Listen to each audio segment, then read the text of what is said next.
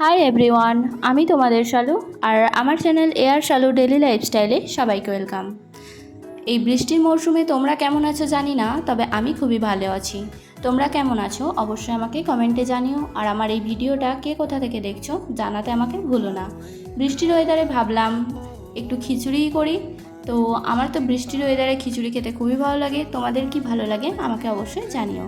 খিচুড়ি তৈরি করার জন্য প্রথমেই আমি ডিমটাকে ভালোভাবে ভুজরি করে ভেজে নিয়েছি, আর ডিমটা তুলে নিয়ে ওই তেলের মধ্যেই দিয়েছি সয়াবিনের মধ্যে একটু নুন আর হলুদ দিয়ে সয়াবিনটাকে খুব ভালো করে ভেজে নিতে হবে। দেখো আমার সয়াবিন ভাজা হয়ে গেছে। আমি সয়াবিনটাকে এরপর লাল করে তুলে রেখে দিচ্ছি। সয়াবিনগুলো আমি তুলে রেখে কুচিয়ে নিয়েছি আমার কাছে থাকা সবজি। তোমাদের বাড়িতে যেরকম সবজি অ্যাভেলেবেল থাকবে সেই অনুপাতে তোমরা সবজি কেটে নেবে। আর এদিকে আমি চালে ডালে অলরেডি ফুটিয়ে নিয়েছি, সেদ্ধ করে নিয়েছি। এরপর আমি সবজিগুলোকে খুব ভালোভাবে ভেজে নিয়েছি, আর অন্যদিকে ভেজেছি সয়াবিন, মাছ আর ডিম।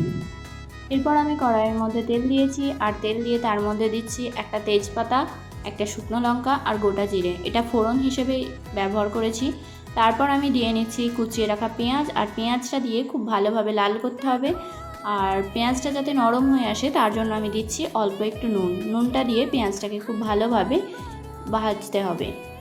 আমার ওইদিকে পেঁয়াজ ভাজা হচ্ছে, ততক্ষণ আমি খিচুড়ির জন্য যে মশলাটা লাগবে বানিয়ে নিচ্ছি।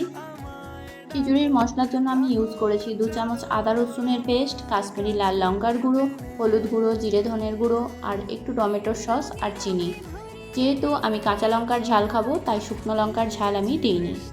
তোমরা যদি একটু বেশি ঝাল খেতে পছন্দ করো তাহলে অবশ্যই দিতে পারো একটু ঝাল। তো চলো, এরপর পেঁয়াজটা ভেজে লাল হয়ে গেছে, তার মধ্যে আমি মশলাটা ঢেলে খুব ভালোভাবে কষিয়ে নিয়ে দিয়ে রেখেছি ভেজে রাখা আলু আর 3 থেকে 4টে কাঁচা লঙ্কা।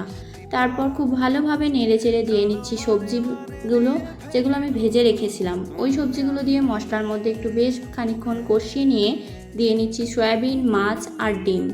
এটাকে দিয়ে খুব ভালোভাবে মশলার সঙ্গে মাখিয়ে নিতে হবে।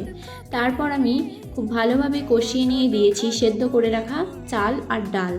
এটাকেও দিয়ে খুব ভালোভাবে নাড়িয়ে চাড়িয়ে পরিমাণ মতন পানি দিয়ে খুব ভালোভাবে ফুটতে দিতে হবে। দেখো আমার ফুটে গেছে অলরেডি। এরপর আমি দিচ্ছি গরম মশলা আর একটু গাওয়া ঘি, তাও আবার যদি দেশি ঘি হয় সেটা তো আরোই ভালো হয়। তো আমি দিয়েছিলাম আমার বাড়ির তৈরির ঘি। তোমাদের কাছে যদি না থেকে থাকে বাড়ির তৈরির ঘি, তো বাইরে থেকে কিনে আনা ঘিও অ্যাড করতে পারো। দেখো আমার খিচুড়ি হয়ে গেছে। আমি এখানে অল্প নিয়ে বসে গেছি টেস্ট করতে। আর এই খিচুড়িটা তো আমার বাড়ির সবারই খুব ভালো লেগেছে। তোমরাও চাইলে একবার বানিয়ে দেখতে পারো, আশা করি তোমাদেরও খুব ভালো লাগবে। চলো তাহলে আজকের মতন বাই। ভিডিও ভালো লেগে থাকলে লাইক, শেয়ার অ্যান্ড সাবস্ক্রাইব করো। Thank you. খুব তাড়াতাড়ি দেখা হচ্ছে অন্য ভিডিও।